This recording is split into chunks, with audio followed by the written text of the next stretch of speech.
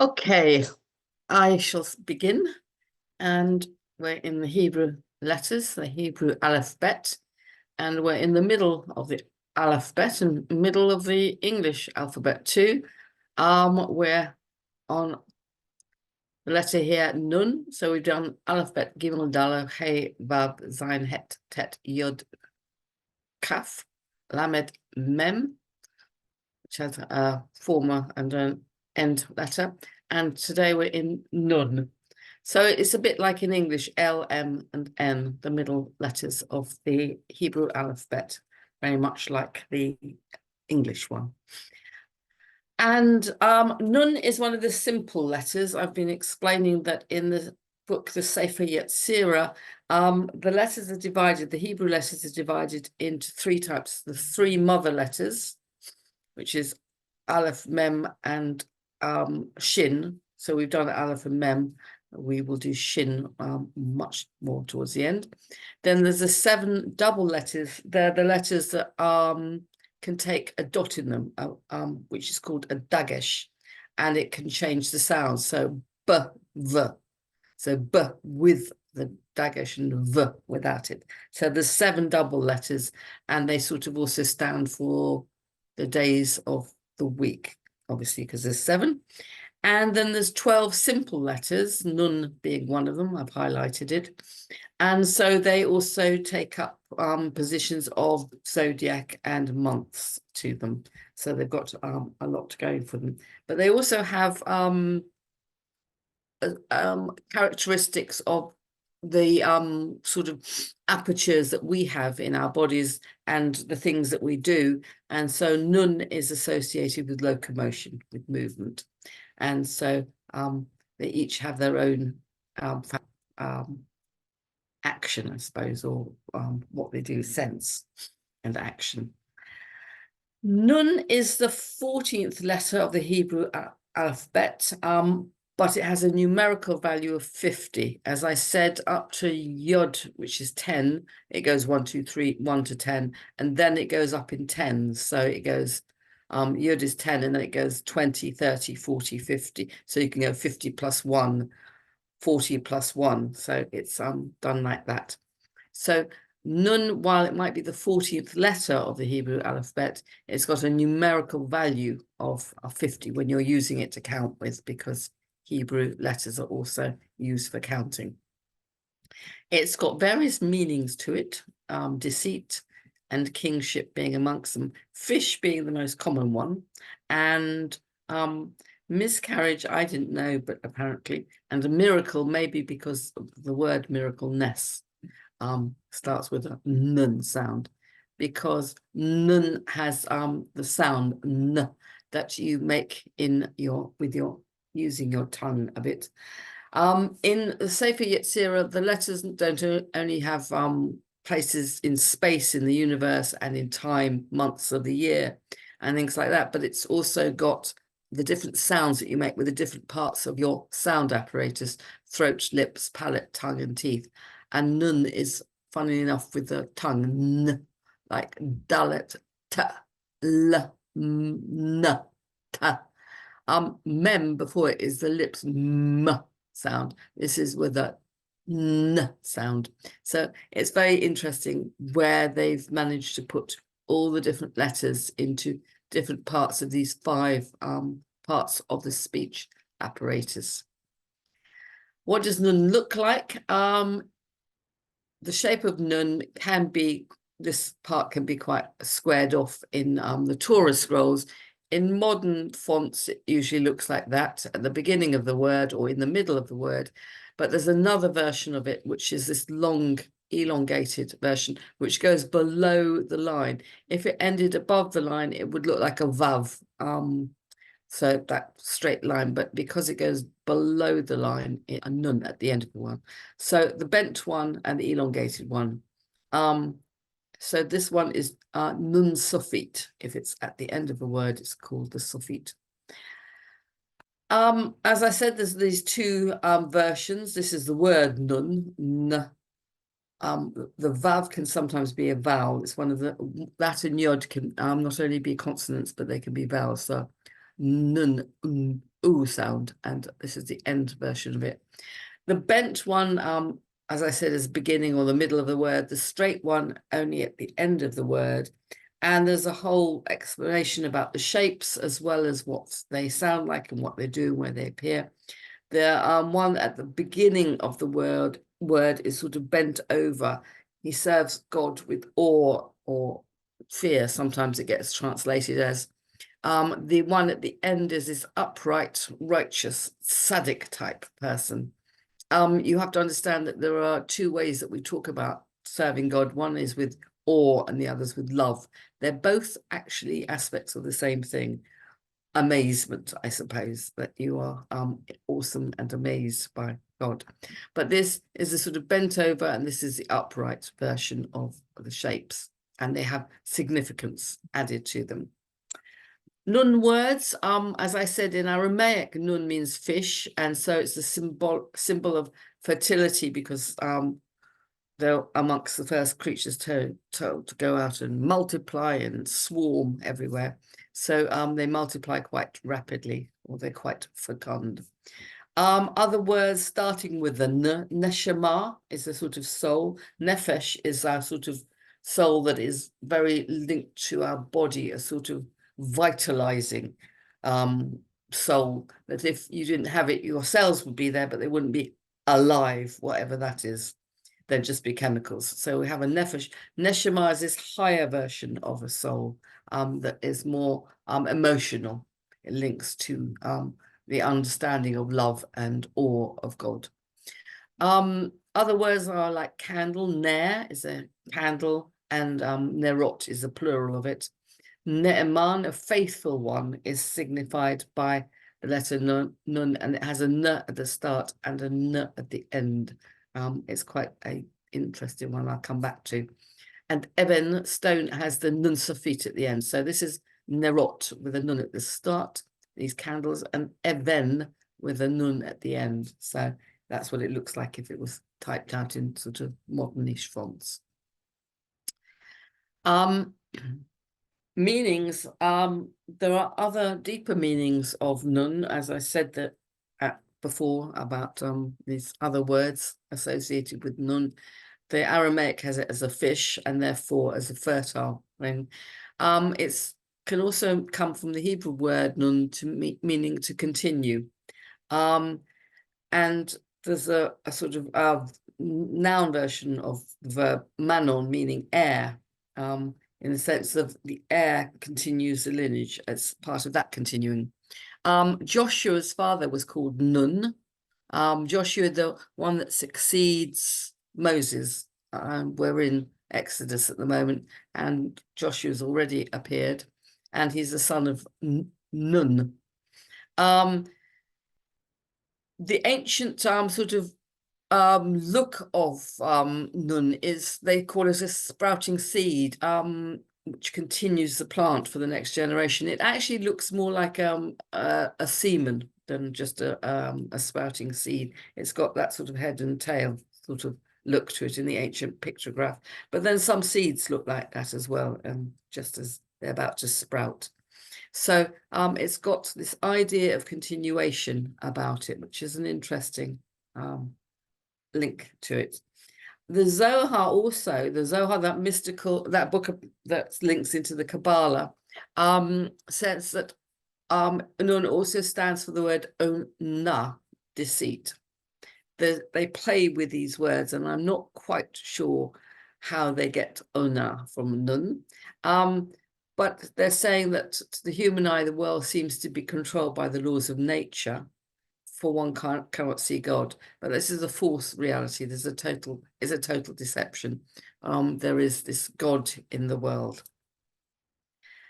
We think everything is just natural laws. The mission for us humans is to find that God behind all of what happens in nature, to see into the true reality, and that everything is out of God, and God is here. I mean, God creates the universe, and then sort of, it's called Simsum in the Zohar, in Kabbalah. He sort of contracts himself to make space for us. And so we need to see that he's still there in that space.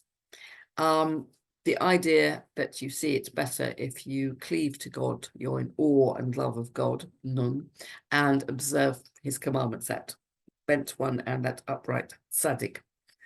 And so the concept is expressed in that long final Nun, which looks like, as I said, a vav, a sort of link between heaven and earth, but it goes slightly further down than the vav. So it implies this downward flow of energy from God, and reaching all the way down into the deepest abyss, which is what happens even when Messiah, the Moshiach, comes, that even the deepest doubters have revelation and light thrown on them. The gematria, the significance of the number of Nun, it's a letter that signifies 50 when you use it to count 4, and also, as I said, a symbol of faithfulness. And this number comes up in various places. The number 50 signifies for a lot of us the counting of the Omer. It's the day between the second day of Pesach, actually, and the first day of Shavuot, when the laws are given at Mount Sinai. And so it's also between the barley festival and the wheat festival. That's the other counting that's going on, because it's an agricultural people. There's also deeper meanings of this gematria. We think of this 50 gates or levels of Bina, of understanding. It's the thing that there's going to be a big problem with AI and things like that. I just heard about the chip that Elon Musk's company is putting in. There's one thing to have lots of facts and knowledge, and there's another thing to understand what any of them mean, critical understanding and things like that. And so there was a wonderful Instagram I saw. We thought that the problem was access to information. That's not the problem, because the internet gives you masses of access to information. Information isn't enough. It's understanding what you're being told, seeing what it means. So 50 is the gates of or levels of Bina. Bina, one of the Kabbalistic manifestations of God's aspects of God that we are meant to emulate. The Sephirah, they're called, or Sephirot in the plural. So Bina is one of the Sephirah that we're meant to emulate. We count 49 days between Pesach and Shavuot when we receive the law. And we're told in the Torah it's 50 days, Nun is 50. And then it says 7 weeks, when 7 sevens in most people's arithmetic is 49. So, of course, they've got to come up with a reason for this. The average human can only get, the most they can attain is 49 levels of understanding, and then God has to reveal for the 50th. And that's what happens at Mount Sinai, which is this revelation to masses, not to one person like most religions. It's to everybody gets the revelation of this presence of God. I am God. And the second bit, you shall have no other gods but me. And then everybody's like slightly overwhelmed by that revelation, and they're like, I don't think I can listen to anymore. We'll send up Moses instead. So the revelation is that 50th level of understanding, because it's so extraordinary. Also 50 in the Jewish calendar, every 50th year is called the Yovel, or Jubilee year. So we do every 7th we rest the land, and then every 7 sevens are 49, and then on the 50th year we do this Yovel or Jubilee, and all the lands in Israel are given their freedom and returned to their original owners. There's a whole thing about you can't be a permanent owner of things. It goes back to the tribes that it's from. So if you took a bit of Reuben's land, it goes back to Reuben. Even if you're Simeon and it's tribe, you have to give it back. So there's this idea that land has to be returned. This link, we were talking about it earlier this morning, about the link between that freedom and Torah, because you're just at the moment coming out of Egypt in the Torah. We're reading at the moment, and people think it's liberation from slavery, is liberation to do anything you want, and it's not. It's liberation to something, freedom from slavery to something.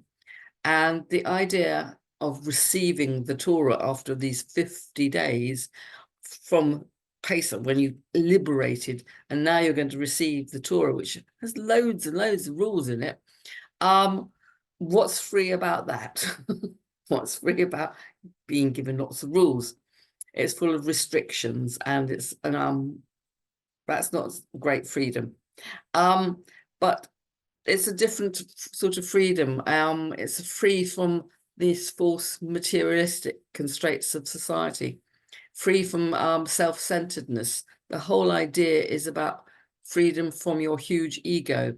And I just heard this morning somebody saying about Mount Sinai. In Hebrew, it actually means a sort of, it's not a good place. Sinai is a bad thing. Sina is a bad thing, and you're trying to avoid this bad thing, and you avoid it by taking on the Torah, which liberates you from this materialistic world and gets you to maximize your potential to be the best you are. That's also the Kabbalah that's saying about you're working through it in the counting of the 49 days each week.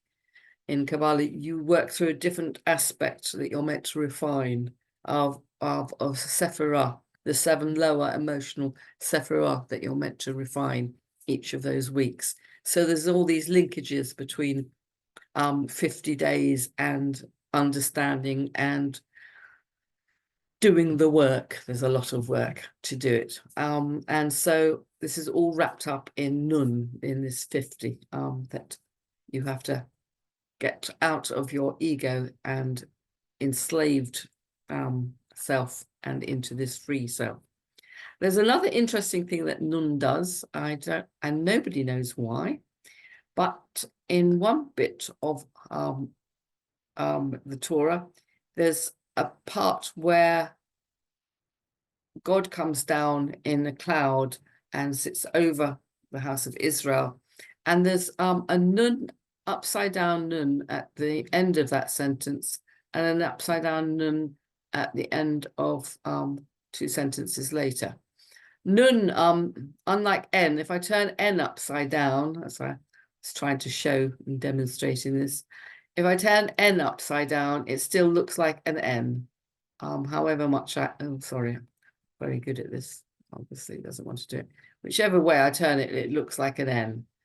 But not with Nun. If I turn it upside down, it doesn't. And for some reason, there are 2 upside down Nuns. Sometimes there's little clues in the Hebrew script to say this is the end of a sentence, this is the end of an idea, this is the end of something. Usually when Nun, it's not usually in the Torah, and it turns up to say this is the end of a line in Psalms or Job or Proverbs. But here it's turning up in the Torah, and nobody quite knows why. But I like the idea that this Nun, this faithful one, this bent version of Nun, the faithful version can be one way and the other. So and it turns up in Numbers 10, 35 to 30. Sorry, that was in Numbers 10, 35 to 36. These 2 upside down Nuns. It's elemental. When we look at the Sefer Yetzirah, it's the 8th elemental letter out of the 12. We go, obviously we count from the first elemental simple letter out of the 12. This is the 8th one. But it comes in a sentence in creation saying, God bless them, be fruitful and multiply. Nun, those fishes, as I said. And it's also, as I said, has this foundation of locomotion.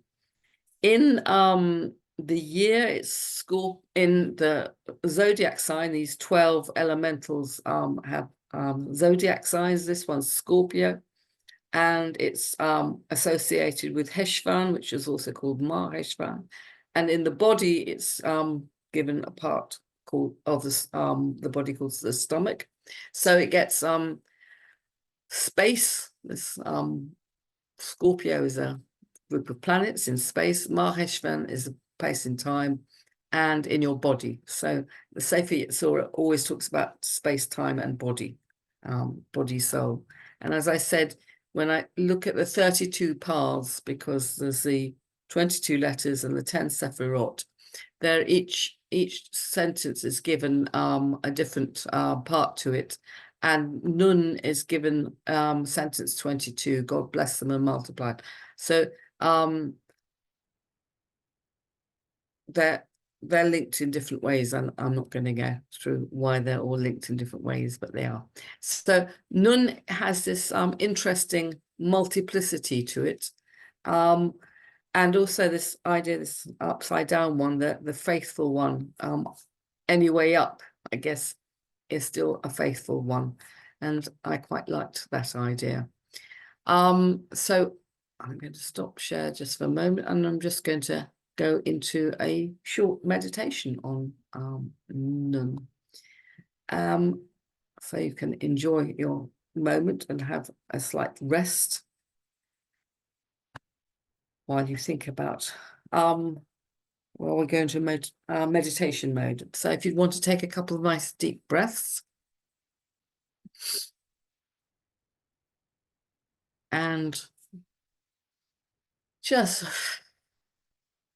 nice breath in, a nice breath out, a nice deep breath out, and let yourself relax, and just feel the breath enter your entire body, and just take out all the strain from your body.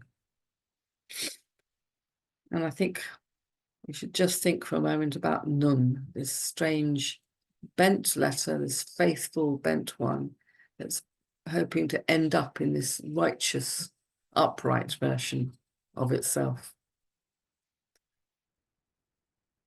And maybe we should think about faithfulness, which is a really difficult concept. What can you be faithful to? People have lots of things that they're faithful to, which are maybe addictions rather than faith or trust. It's a very difficult concept, I think. Does it overlap with loyalty? What can you be faithful to? What do you feel is right for you to be faithful to? Can you change your mind or have your mind changed? And is it a sort of loyalty or faithfulness? Faithful to your family or to your religion or to your culture? Is it also loyalty? Does it reflect your truth? Are you faithful to something that you think is true? Is that what we mean by faithful? That we actually means being faithful to something we hold to be true, not just faithful to our circumstances of birth. So a very deep concept, spinning on those two nuns, the faithful, awe-inspired nun that realizes the world isn't just this material world, there's something else going on behind the nature.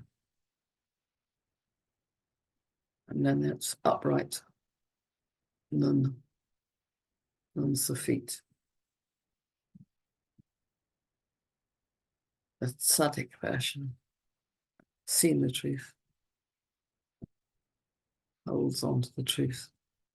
That sort of faithful.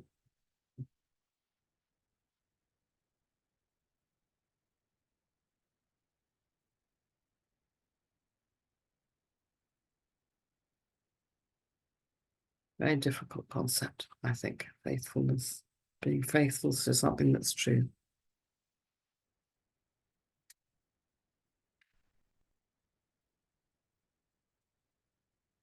So, if you want to come back into the room and have a moment, I'll just stop the recording.